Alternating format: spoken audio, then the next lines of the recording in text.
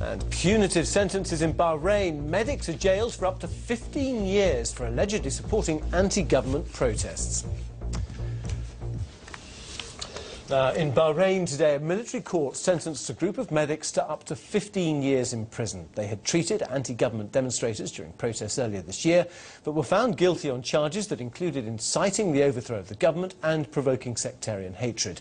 Human rights groups say they were only performing their medical duties by treating protesters. The BBC's Richard Galpin has this. It was back in February that Bahrain's majority Shiite Muslim population took to the streets of the capital. They demanded more rights and freedom from the kingdom's Sunni rulers. But within weeks came this brutal response from the authorities. Using force to clear the main square, at least 30 people were reported killed and hundreds injured. They were treated in the capital's main hospital.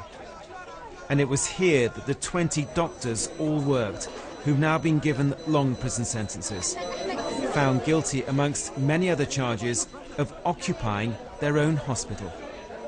They, like I said, were involved with the hardline protesters who asked and sought regime change. They basically attempted a coup d'etat. And no one is above the law, neither if you're a doctor or a nurse or a member of the royal family. The law has to stick and apply to everybody in the country. But opposition groups and human rights campaigners have condemned the court's verdicts, describing them as ludicrous and saying the doctors were simply carrying out their medical duties. During the protest, casualties, injured staffs, and those doctors trying to do their job perfectly, independently, without any relation to this part or the other part. The authorities were quick to dismantle the monument in the central square, which had been the focus of the protests until the crackdown.